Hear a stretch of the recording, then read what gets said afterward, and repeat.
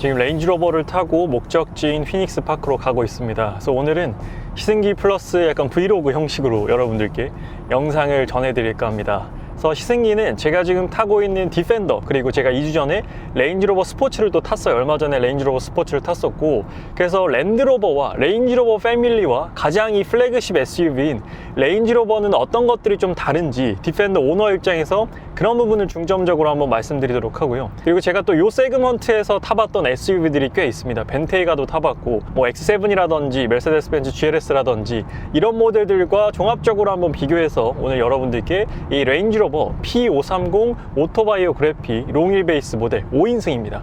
5인승 모델의 시승기 말씀드리도록 할게요. 일단 제가 지금 타고 있는 랜드로버 디펜더 110 모델과 차이점부터 말씀드리도록 하겠습니다. 사실 디펜더도 정말 좋은 차량인데 확실히 레인지로버를 타보니까 왜 레인지로버가 디펜더보다 1억이나 더 비싸구나 라는 걸 몸으로 체감을 하고 있습니다. 제가 지금 타고 있는 이 레인지로버의 트림은 앞서 말씀드렸지만 레인지로버 P530, 즉 V8 가솔린 모델입니다. 남자는 V8이라고 하잖아요. 그 남자의 V8 심장이 이 레인지로버 안에 들어가 있습니다. 참고로 이 레인지로버 안에 있는 V8 엔진은 BMW에서 받아서 사용하는 그 V8 엔진입니다. N63이라는 코드명을 가진 BMW의 8기통 가솔린 터보 엔진이에요. 그래서 530마력의 토크 76.5를 내기 때문에 뭐 출력적으로는 정말 넉넉하고 스무스한 그런 출력을 보여주는 게 바로 이 엔진입니다. 그리고 변속기도 ZF 8단 트랜스미션과 결합이 되어 있어요. 그래서 이 파워트레인 쪽에 있어서의 불만은 거의 느껴지지 않습니다. 일단은 제 디펜더는 D300, 즉 직렬 6기통 마일드 하이브리드 디젤이기 때문에 명확한 비교가 불가능합니다. 이 파워트레인은 일단 이 레인지로버만의 느낌으로 말씀을 드릴게요. 일단 8기통이 주는 느낌은 6기통이랑은 완전히 다릅니다. 6기통은 보통 300마력대를 가지고 있고 8기통은 이제 500마력대를 가지고 있기 때문에 이 출력 자체에서 오는 넉넉함이 완전히 다릅니다. 제가 이 차량을 시내에서도 타보고 고속주행에서도 지금 계속해서 크루징을 쓰고 있지만 사실 500마력을 다 쓰기라는 쉽지 않습니다. 그런데 내가 힘을 내고 싶을 때 낼 수 있느냐, 혹은 그걸 완전히 짜서 내느냐, 혹은 정말 웅 하면서 없는 힘을 막 끌어다 쓰느냐, 이 차이거든요. 근데 이 530마력의 76.5 토크라는 건 정말 느긋합니다. 내가 언제든 엑셀을 밟으면 이 출력이 보조를 해주고요. 이 엑셀레이터, 이 스로틀을 살짝만 밟더라도 충분한 힘을 보여준다. 그러니까 여유로움이라는 거죠. 이 530마력이라는 건 내가 이 530마력을 다 쓰겠다라는 게 아니라 이 여유로움이 엔진에서부터, 파워트레인에서부터 느껴진다라는 것입니다. 그리고 이 변속 부분도 꼭 말씀드리고 싶어요. 디펜더도 똑같은 ZF 8단이거든요. 근데 이 변속기가 훨씬 더 스마트합니다. 변속이 훨씬 더 매끄러워요, 디펜더보다는. 그래서 이 가솔린 엔진, V8 엔진이랑 궁합이 좋은 건지 모르겠는데 아무래도 BMW 엔진을 쓰다 보니까 BMW가 참 ZF 8단 미션이랑 궁합이 진짜 좋거든요. 하모니가 진짜 좋은데 그걸 그대로 가져와서 그런지 제가 디펜더 P400도 타봤어요. P400은 V6 가솔린 엔진인데 그 모델과 이 모델 간의 또 이 궁합이 완전히 다릅니다. 이 엔진과 트랜스미션의 결합, 이 궁합이 정말 좋다라고 느껴지고 있어요. 그래서 변속도 정말 스마트하고 매끄럽고 편안함에 가장 초점이 맞춰진 그런 변속이 아닌가. BMW는 이 ZF 8단 미션이 좀 빠릿하고 좀 재미있는 운동 성능, 스포츠성에 맞춰져 있잖아요. 그런데 이 레인지로버와 결합이 되면서 이 ZF 8단 미션이 이렇게 또 편안함을 제공해 줄 수 있구나 라는 걸 지금 주행하면서 느끼고 있습니다. 그래서 살짝 속도를 내볼게요. 속도를 내봤을 때 변속되는 타이밍이 상당히 매끄럽고 빠릅니다. 그래서 변속에 있어서 멍청하다, 답답하다라는 느낌은 안 드는 것 같아요. 가끔씩 디펜더를 타보면 좀 변속이 왜 이러지? 변속 타이밍이 좀 이상한데? 라고 생각이 들 때가 있거든요. 근데 레인지로버는 그런 느낌이 단 한 번도 없었습니다. 물론 이틀밖에 안 타봤지만 이틀 동안 다양한 환경에서 제가 타봤기 때문에 변속에 대한 아쉬움은 전혀 없고 일단 파워트레인에 대한 만족도가 정말로 높습니다. 이 부분은 제가 꼭 말씀드리고 싶었어요. 그리고 디펜더와 가장 다른 점은 바로 이 승차감 부분입니다.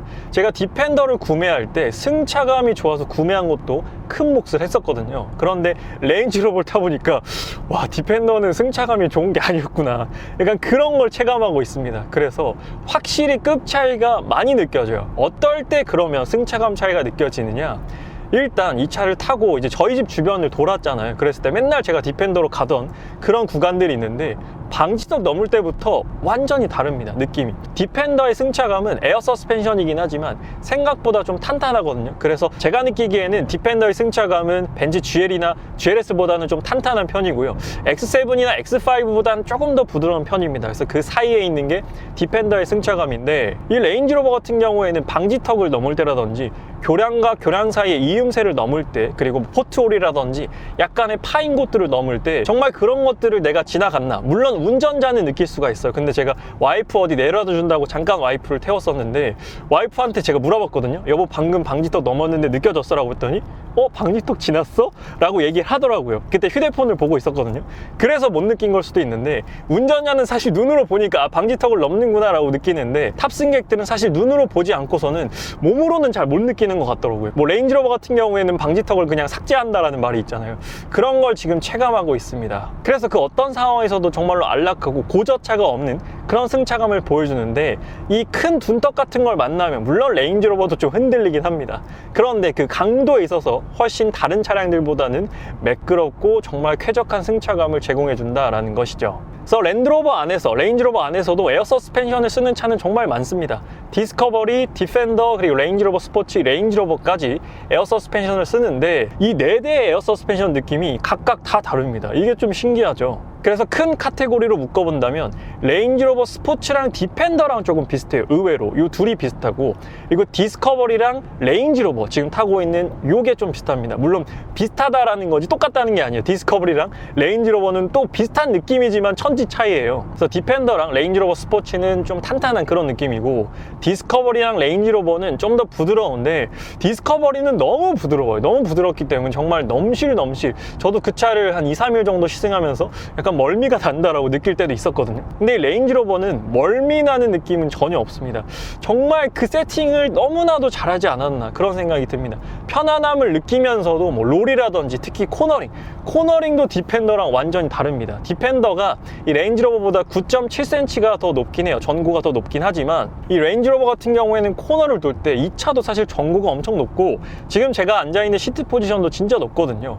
근데 코너를 돌 때 몸의 기울기라든지 이런 거의 변형이 거의 없습니다. 그냥 평지를 가는 것과 거의 똑같이 이렇게 코너를 돌아 나갑니다. 제가 이거는 혹시 코너가 나오거나 헤어핀이 나올 때 또 한번 말씀드리도록 할게요. 정말 인상적인 부분들이 몇 가지가 있었습니다. 이렇게 높고 큰 차인데 그런 부분에서 느껴지지 않는다라는 것이죠. 그래서 일단 주행 성능 부분에서는 디펜더랑 완전히 다른 느낌을 보여주고, 레인지로버 스포츠와도 완전히 다른 캐릭터를 가지고 있습니다.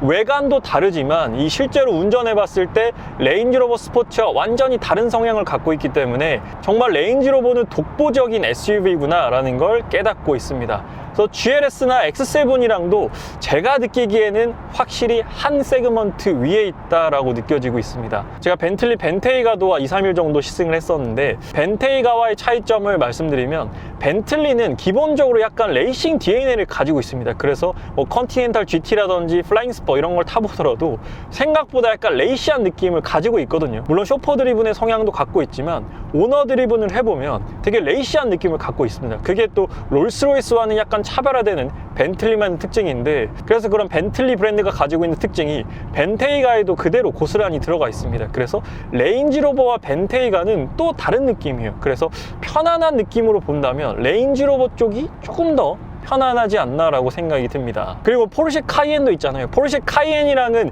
레인지로버 스포츠랑 경쟁을 해야 되는 모델이고, 이 레인지로버와는 포르쉐 카이엔은 직접적인 경쟁은 불가하다라고 말씀드리고 싶습니다. 이 차가 추구하는 방향성도 다르고 가격도 다르고요. 그렇기 때문에 카이엔과는 경쟁이 불가한 그런 모델이다라고 생각이 듭니다. 그리고 디펜더와 또 다른 점은 정숙성 부분입니다. 디펜더도 한 110km까지는 조용해요. 박스형 디자인이지만 그래도 방음이 좀 잘 되어 있는 편인데, 확실히 레인지로버는 120km, 130km가 넘어가도 그렇게 시끄럽지 않습니다. 와, 이것도 전고랑 A필러가 굉장히 세워져 있거든요. 와, 근데 어떻게 이렇게 소음을 잡았지? 그리고 심지어 V8 엔진이잖아요. 그런데도 안에서 느껴지는 건 정말 최고급 SUV를 타고 있구나 라고 생각이 들 정도로, 지금도 한 120km거든요 120km인데도 진짜 고요합니다. 그리고 뭐 120km를 넘기더라도 120km, 110km랑 별 차이가 없어요. 이런 게 진짜 타면 탈수록 감탄하는 부분입니다. 근데 시트 포지션은 디펜더랑 큰 차이는 없는 것 같습니다. 사실 레인지로버를 타보면 정말 엄청 높긴 해요. 근데 제가 항상 디펜더를 타기 때문에 디펜더에 이제 몸이 절여져서 그런지 그렇게 높다라는 느낌은 없는데, 확실히 이 높은 차들은 오래 운전했을 때 편한 시트 포지션을 제공하니까 피로도가 적긴 합니다. 이 높은 시야에서 오는 안정감이 있고, 그리고 덜 피로하다라고 느끼는 건 바로 시트입니다. 시트가 디펜더보다는 훨씬 편하고, 레인지로버 스포츠랑은 좀 비슷한 것 같은데 확실히 레인지로버 시트는 진짜 편합니다. 팔걸이도 있고 마사지도 다양한 프로그램으로 제공을 하고요. 이 헤드레스트, 어깨 바지, 좌우 옆구리 부분, 그리고 여기 엉덩이 바지, 허벅지 뒤쪽 모두 다 퍼스널라이징이 가능하기 때문에 다 각각 개별로 조절할 수가 있어요. 일단 이 시트 포지션이 그냥 우리가 편안한 의자에 앉아있는 느낌인데, 그 의자가 그냥 의자가 아니라 약간 마사지 의자 같은 굉장히 고급스럽고 굉장히 비싼 마사지 의자에 앉아서 운전을 하는 듯한 그런 느낌이 듭니다. 그리고 이 컬러 보세요. 컬러가 지금 이게 가넷이라는 와인 컬러거든요. 컬러감 자체가 주는 고급스러움도 정말로 큽니다. 그래서 문을 열고 탔을 때 정말로 고급스러운 SUV를 타고 있구나 라는 걸 곳곳에서 느낄 수 있고, 뭐 고급스러운 얘기가 나왔으니까 디펜더와는 이 모든 소재, 지금 여기 천장도 가죽이거든요. 모든 부분에 가죽이 훨씬 더 많이 쓰였습니다.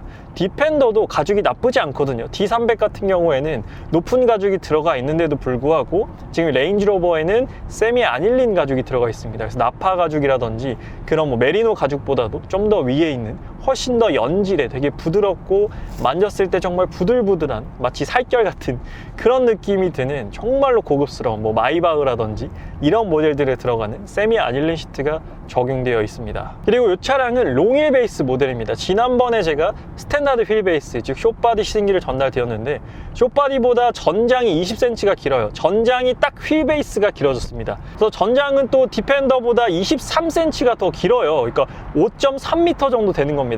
S580, 즉 S클래스 롱바디 정도의 전장을 가졌다라고 보면 되는데, 이 차량은 기본적으로 리어 엑셀 스티어링, 올 휠 스티어링이 들어가 있습니다. 즉 후륜 조향이 들어가 있는데 그 각도가 약 7.3도, 7도 정도 돼요. 그래서 상당히 많은 각도가 이게 꺾이기 때문에 S클래스도 하위 등급은 4.5도, 높은 등급은 10도가 꺾이거든요. 그래서 디펜더보다 23cm가 더 길지만 확실히 회전 반경은 훨씬 적습니다. 그래서 제가 디펜더와 똑같은 구간을 유턴했을 때 디펜더가 3차로 정도에 올라간다면 이 차는 2.5차로 정도에 올라가요. 그래서 훨씬 더 길긴 하지만 운전하는 데는 불편함이 없다라고 말씀드리고 싶습니다. 그래서 이런 첨단 사양들의 보조를 받으니까 운전이 훨씬 편해졌어요. 그래서 많은 분들이 또 제 인스타 DM으로 이 레인지로버를 탄다고 올렸더니 차가 너무 커서 운전이 불편하지 않나요? 라고 DM을 보내주셨는데 전혀 불편하지 않습니다. 물론 좁은 골목을 가면 이 차가 폭은 또 디펜더보다 더 넓어요.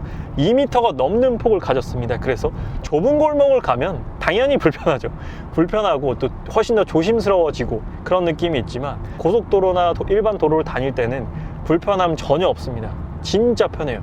높고, 그래서 이 편안한 포지션에서 오는 안락함, 이런 부분들이 정말 좋고요. 그리고 또 디펜더에 없는 옵션이 있습니다. 뭐 여러 가지가 있지만 운전자 입장에서 큰 차이점은 바로 이 어댑티브 크루즈 컨트롤, 즉 반자율 주행 기능이죠. 디펜더 그리고 랜드로버 차량들은 차간거리 조절만 됩니다. 그래서 핸들에서 손을 뗄 수는 없어요. 근데 이 레인지로버는 핸들 저항과 차간거리 유지, 그리고 차선 유지까지 되기 때문에 그냥 이렇게 스티어링 휠에서 손 떼고 이 레인지로버에게 운전을 맡길 수가 있는 것이죠. 그래서 스티어링 휠 잡으라고 뜨면 그냥 터치 해주시면 또 연장이 됩니다. 지금도 요런 약간 둔턱이라고 해야 될까요? 고저차가 있는 요런 구간을 넘을 때마다 이렇게 약간 헛웃음이 나와요. 와우. 약간 이런 느낌이 나네. 약간 이렇게 헛웃음이 나게 만드는 그런 SUV입니다. 그리고 반자율 주행 능력도 괜찮은 편입니다. 이게 폭이 넓기 때문에 사실 차선의 중앙을 유지하지 않으면 옆 차랑 붙거나 아니면 옆에 있는 이 도로랑 붙을 수도 있거든요. 그래서 이런 넓은 차들이 진짜 차선 유지하는 능력이 중요한데 레인지로버는 그런 부분으로 봤을 때 아주 훌륭합니다. 살짝만 벗어나도 운전자가 심리적으로 두려울 수 있거든요. 왜냐하면 바로 넘어가면 옆 차랑 부딪히고 이쪽으로 가면 벽이랑 부딪히는 거니까 중앙을 유지 제대로 안 하면 큰일 나는 차입니다. 다른 차들은 세단이나 이런 것들은 폭이 그렇게 넓지 않으니까 약간 운전자가 보조해서 할 수 있는데 이 차는 2m 거의 차선을 꽉 채우다 보니까 조심해야 되는 부분이 있어요. 이 레인지로버 같은 경우에는 100km 넘었을 때 이 주행 필링이 너무나도 좋습니다. 고속주행 크루징 할 때 이 느낌이 너무나도 매력적이에요. 이게 바퀴가 굴러간다는 느낌이 아니라 그냥 바퀴가 미끄러진다라는 그런 느낌이 있습니다. 그래서 바퀴가 회전할 때 이 노면 마찰이랑 구름 저항이라는 게 생겨요. 저항이 있는데 저항 없이 그냥 미끄러져 나가는 그런, 정말 이 레인지로버만이 가지고 있는 그런 느낌이 듭니다. 이건 저속 주행에선 또 느낄 수 없어요. 이 고속 크루징 할 때 100km 이상으로 쭉 이렇게 직선도로를 달릴 때 정말 그냥 차가 쓱 미끄러져 나간다 라는 그런 느낌이 듭니다. 이 바퀴가 굴러가는 게 아니라 진짜 그냥 바퀴는 서 있는데 그냥 미끄러져 나가는 그런 느낌이 들어서, 이런 부분으로 인해서 또 피로도가 적은 것 같기도 합니다. 저도 그래서 오늘 당일치기로 갔다 오거든요, 스키장을. 3시간 운전하고 갔다가 한 6시간 타고 다시 또 3시간 걸려서 오는 그런 되게 빡센 그런 코스로 잡았는데, 피로도가 적을 것 같아서 제가 그렇게 잡았습니다. 제가 또 돌아올 때도 리뷰를 찍을 예정인데 그 부분도 한번 말씀드려 보도록 할게요. 그래서 이 레인지로버가 디펜더 제가 구매한 D300 모델보다 한 1억 1천만 원 정도 더 비쌉니다. 이 롱휠 베이스 모델 기준, 제가 지금 타고 있는 딱 이 차량 기준으로 한 1억 1천만 원 정도 비싸거든요. 그러니까 엄청 비싼 거죠. 1억을 더 주고 구매할 가치가 있냐라고 물어보신다면 저는 충분히 있다라고 생각이 들어요. 지금 딱 이 코너가 나왔거든요. 코너를 지금 꽤 빠른 속도로 돌아가고 있는데 거의 이렇게 몸이 쏠린다라는 느낌이 안 듭니다. 와, 디펜더는 이 속도면 약간 무서워서 속도를 줄이는데 확실히 이런 부분에서 차이가 나는 겁니다. 디펜더, 랜드로버랑 레인지로버는 확실히 차이가 있어요. 중간에 한번 쉬고 여기서 바로 갈 수 있을 것 같아요. 한 번에 가려고 했는데 한 번은 쉬어야 될 것 같아서 롱휠 베이스의 뒷좌석 공개하겠습니다. 지난번에 스탠다드 휠 베이스 한번 시승했었는데 롱휠 베이스가 20cm가 더 길거든요. 확실히 뒷좌석이 넓고 폴딩해서 다양하게 사용할 수는 있지만 뭐 다른 SUV, 뭐 디펜더처럼 완전히 평평해지진 않습니다. 근데 이것만 되더라도 이렇게 접어서 이렇게 여가 활동하기에는 충분한 것 같습니다. 뭐 S클래스라든지 세단 같은 경우에는 아예 뒷좌석 폴딩이 안 되잖아요. 그렇기 때문에 이런 활용이 아예 불가한데, 레인지로버 같은 경우에는 VIP 시트임에도 폴딩이 되기 때문에, 물론 완전히 풀플랫은 안 되지만 레인지로버로 차박은 안 되더라도 레저를 즐기는 건 충분한 것 같습니다. 이런 부분에서는 확실히 세단보다는 만족도가 높은 것 같아요. 네, 지금 레인지로버 타고 피닉스파크 도착했습니다. 주차하고 옷도 다 갈아입었고 지금 저 멀리 슬로프가 보입니다. 저도 6년 만에 오는 거라서 제 보드 실력이 어떨지 테스트도 해볼 겸 오랜만에 한번 타볼까 합니다. 덕분에 아주 편안하게 왔어요. 집에 갈 때도 잘 부탁합니다. 일단 또 보자. 리프트컴 끊자마자 바로 곤도라에 탔습니다. 무슨 자신감인지 모르겠는데 일단 제일 높은 곳으로 가봐야겠다라고 생각해가지고 바로 곤도라에 탔는데, 지금 곤도라에 저밖에 없어요.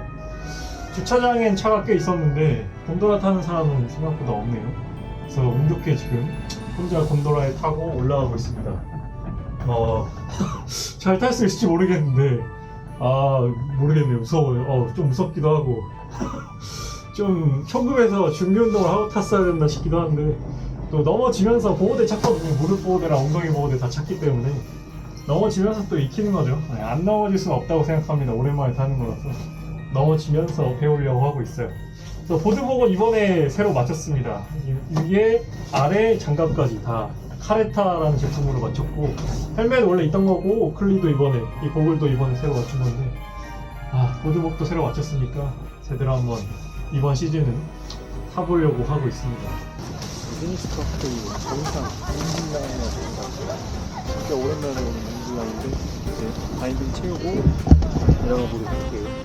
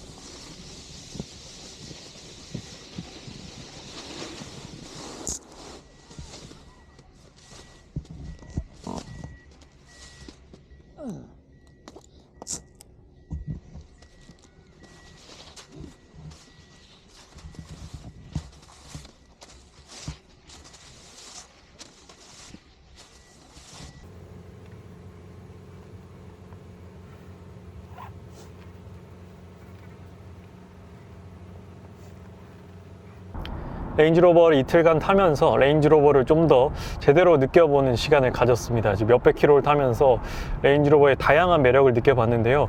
단점을 찾고자 노력을 했는데 단점을 찾기가 쉽지 않았습니다. 하지만 굳이 하나를 꼭 꼽으라면 저는 이 스피커 메리디안 사운드를 꼽을 수 있을 것 같습니다. 제 디펜더도 사운드가 나쁘진 않은데 엄청 좋지도 않아요. 근데 레인지로버를 타봐도 메리디안 사운드가 생각보다 그렇게 좋다라는 느낌은 못 받았습니다. 그래서 최근에 탔었던 아우디 A8에 있는 뱅앤올루슨보다도 좀 더 아쉽게 느껴지는 그런 순정 사운드를 가지고 있어요. 그래서 오디오를 좀 중요시 생각하시는 분들한테는 충분히 좀 아쉬움이 남을 수도 있겠다라고 생각이 들었습니다. 그래서 오늘만 해도 지금 거의 5시간, 6시간 정도 레인지로버를 운전하고 있습니다. 그런데 피로도가 정말로 낮아요. 심지어 제가 스노우보드를 3시간 정도 탔음에도 지금 운전을 하면서 집에 가고 있는데 생각보다 그렇게 필요하지가 않습니다. 그래서 이 궁극의 편안함을 제공하는 것이 레인지로버의 정말로 큰 매력이 아닌가 싶습니다. 이 레인지로버 드라이브 모드도 바꿀 수 있거든요. 다이나믹으로 저도 바꾸고 아까 고속주행을 해봤는데 다이나믹도 나쁘진 않지만 이 레인지로버라는 모델의 성향에는 컴포트 모드가 주는 만족도가 훨씬 더 높은 것 같습니다. 다이나믹 성향은 별로 이 차랑 안 맞는 것 같더라고요. 그래서 제가 거의 3년 전이죠. 3년 전에 랜드로버 디펜더 110 모델을 시승해보고 와, 이 차 정말 좋다, 너무 갖고 싶다 그랬었거든요. 근데 지금 딱 그런 느낌입니다. 저도 정말로 다양한 차를 시승해보고 만나보지만 너무나도 갖고 싶다라고 느껴지는 차들은 많이 없거든요. 근데 레인지로버를 이렇게 타보니까 와, 이거는 정말 죽기 전에 꼭 한번 가져봐야겠다. 잠깐 타봐도 물론 좋지만 잠깐 타보는 것도 엄청 귀중한 그런 기회죠. 그런데 잠깐 타보니까 더 오래 타고 싶다. 지금 한 5-6시간 탔는데도 피곤하지가 않습니다. 더 타도 될 것 같아요. 어디 더 멀리 한 번 더 갈 수 있을 것 같은 운전자에게 그런 편안함을 제공을 해줍니다. 이렇게 피곤한 상태인데도 더 갈 수 있겠다, 더 운전하고 싶다, 그런 느낌을 안겨줍니다. 참고로 제가 지금 모자를 쓰고 리뷰를 하고 있는데 제가 아까 헬멧 써가지고 머리가 만신창이어가지고 모자를 쓰고 한다는 점 많이 양해 부탁드리도록 하겠습니다. 와, 레인지로버를 타보니까 이 차도 진짜 갖고 싶다, 그런 느낌이 드는 것 같습니다. 그래서 제가 만약 레인지로버를 산다면 브리티시 오토에서 꼭 계약을 하도록 하겠습니다. 브리티시 오토 덕분에 레인지로버의 진가를 지금 경험하고 있기 때문에 레인지로버가 주는 이 종합적인 느낌이 너무나도 제 스타일입니다. 특히나 이 영국 브랜드가 주는 감성이 있는 것 같습니다. 일본 브랜드, 독일 브랜드, 프랑스 브랜드, 한국 브랜드 각각의 특징이 있지만 이 영국 브랜드가 주는 감성의 값어치가 가장 좀 남다르지 않나, 그런 생각이 듭니다. 이 레인지로버는 정말로 드림카로 삼기에 일말의 부족함이 없는 그런 차량이다라고 말씀드리면서 오늘 리뷰를 마치도록 하겠습니다. 그리고 추후에 또 레인지로버 24년식 모델 나오면요, 바뀌는 부분이 또 있기 때문에 24년식 모델에 대한 리뷰도 전달 드리도록 하겠습니다. 오늘 레인지로버 시승기는 여기서 마치도록 할게요. 다음 리뷰로 익스테리어랑 인테리어 상세 리뷰도 준비되어 있으니까요, 다음 리뷰도 많은 기대 부탁드리도록 하겠습니다. 오늘 리뷰는 여기서 마치도록 할게요. 지금까지 자동차 읽어주는 남자 이상이었습니다. 시청해주셔서 감사합니다. 안녕.